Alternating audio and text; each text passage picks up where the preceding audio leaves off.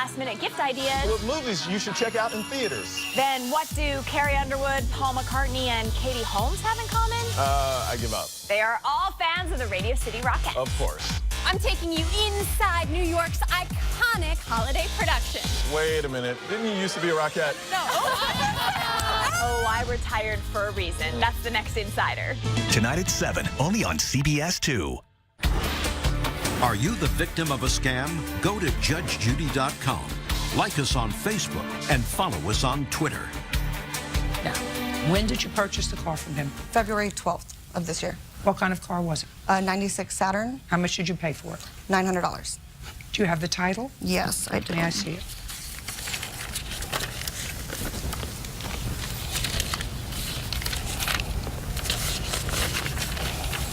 Well, this says the registered owner of the car is a George. Is this what Mr. Robinson gave you? Yes. At the time of the purchase? Yes, Your Is that correct, sir? Yes, ma'am. Okay, and you're not George? No, ma'am. Who is? Honestly, I have no idea who George is, but I purchased the car from my friend right here, Jesse Altman, and I've never heard of his name before. Did you register the car? The answer is no. You couldn't register the car because you didn't have a title. And you bought the car and you never registered it. I had the car for about 2 weeks from the person I bought it from. Just a second. Just answer my question. Did you ever register it? No. So we got a lot of people who couldn't register the car because it was taken from a George. And nobody knows who that is? No. Great. You get your money back. Give him back the car in whatever condition it's in. I don't care. Hustle. Hustle bustle. Judgment for the plaintiff in the amount of $900. Thank you. Parties are excused. You may step out. Judge Judy continues in a moment. And on the next Judge Judy. What were you throwing the rocks at? The other side of the road. Did your sister say anything to you? She said to stop where you're gonna pop a tire. Good girl. Next Judge Judy. I mean, she bought the car for what it was, as is. They told me that I couldn't register it. I mean, I explained to her every little problem. They said that I don't have proper trail of bill of sales. I gave her all the bill of sales. You should say something when you get the bill of sales. You shouldn't wait until after. Filthy, full of illegal substances, and That might have just been, there, man. I don't know. it ran like crap. It was a junk car at one point. She didn't know that because she didn't look at the Carfax. I've explained to her every little problem with the car, so I'm not in the wrong.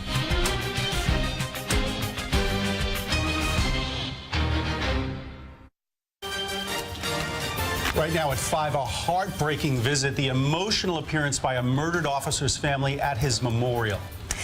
A holiday storm blows ashore. How long will this Christmas visitor stay? Now playing on the internet, Sony makes a bold move defying threats by hackers.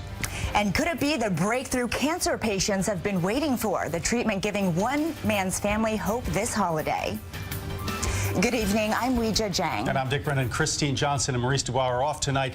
Well, it's not exactly a white Christmas, but the weather is certainly affecting holiday plans. Take a look at the pounding rain one of our crews faced on the New Jersey Turnpike.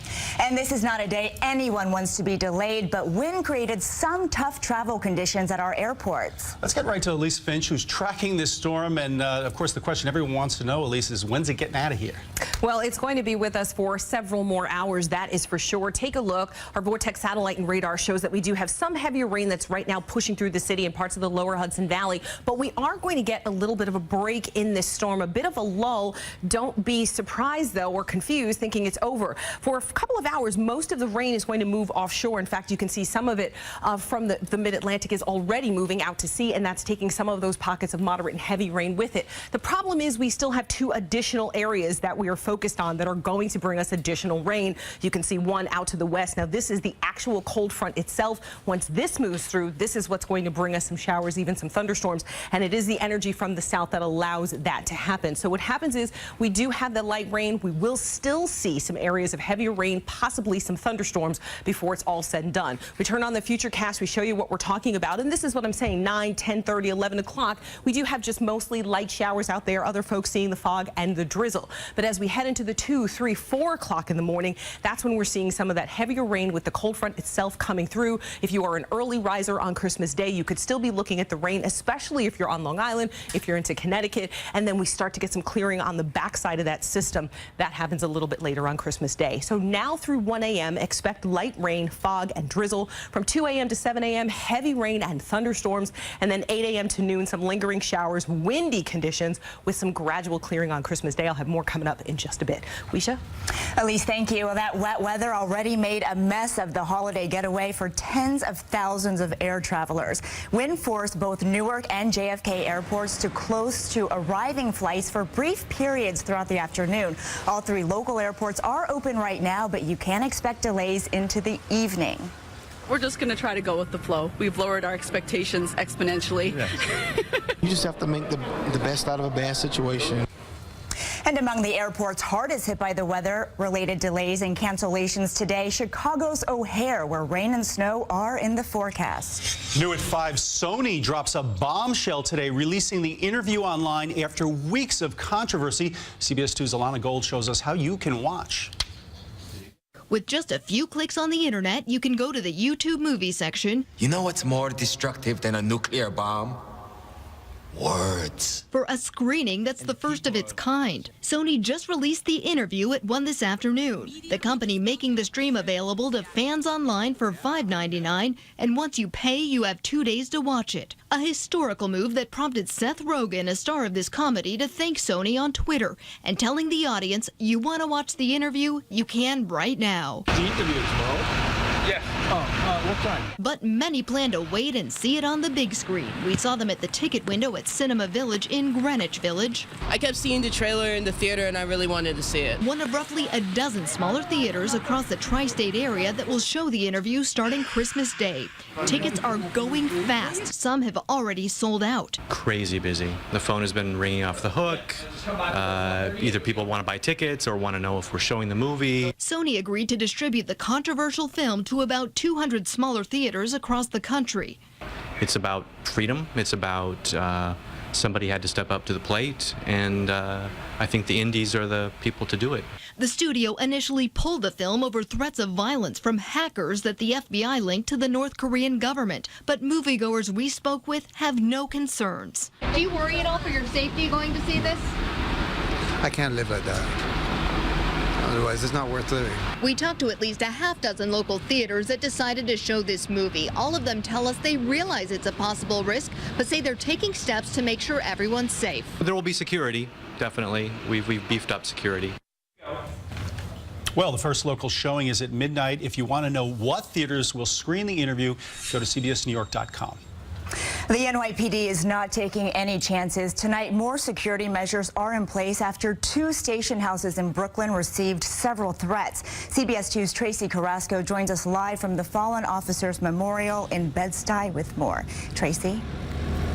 Well, the memorial out here continues to grow with flowers and candles, but it has been an especially heart-wrenching day. As the family of Officer Lou visited the site here for the first time, they brought these 2 flower wreaths out here where he and Officer Ramos died. Bearing 2 flower wreaths, the family of Officer Wenjen Liu visited the Bed-Stuy street where he, along with Officer Rafael Ramos, were murdered. His wife, inconsolable. As family members wiped tears away, her cries, along with those of Lou's mother, echoed through the street. Lou's brothers and sisters in blue saluted his family as they left, their grief shared. But in the wake of Saturday's shooting, protection for those who protect us has been stepped up. Holding massive guns, members of the NYPD stand guard behind barricades at the 79th Police Precinct in Brooklyn. At the nearby 81st Precinct, the same intimidating setup after threats were made against both locations. An FDNY engine company next door even relocated for the day because of these threats, out of an abundance of caution. Police Commissioner Bratton not willing to risk it. In an exercise of caution that we did raise the security alert level. We will evaluate that in the days ahead and begin to adjust accordingly. The threat surfaced late Tuesday night when the Sergeants Benevolence Association tweeted that an informant warned them the Baltimore street gang, the Black Guerrilla family, planned to storm both precincts and shoot it out with members of service. The NYPD says threats are taken seriously and investigated immediately. They say they have assessed hundreds of online postings and calls to 911 and 311 that have resulted in about 40 threat investigations. So far, 4 have been arrested. Salo Freire, retired NYPD intelligence, says these threats will only become more common, especially with social media. And the real problem with all of that free messaging is that the people who are on the fringe, sort of the person that we've seen commit the murders, reads the messaging, sees what people are talking about, internalizes it, and then goes out and acts on it. In a statement, Mayor de Blasio said cowardly threats of violence against the brave men and women of our police force will not be tolerated. Back out here live. Now, there has been a steady stream of people who have come to pay their respects to the 2 fallen officers, including several police officers. Now, the funeral for Officer Ramos will be held on Saturday. We have just learned that cameras will not be permitted inside, and funeral arrangements for Officer Liu have not yet been made. We're live tonight in Bed-Stuy, Brooklyn. Tracee Carrasco, CBS 2 News. All right, Tracee.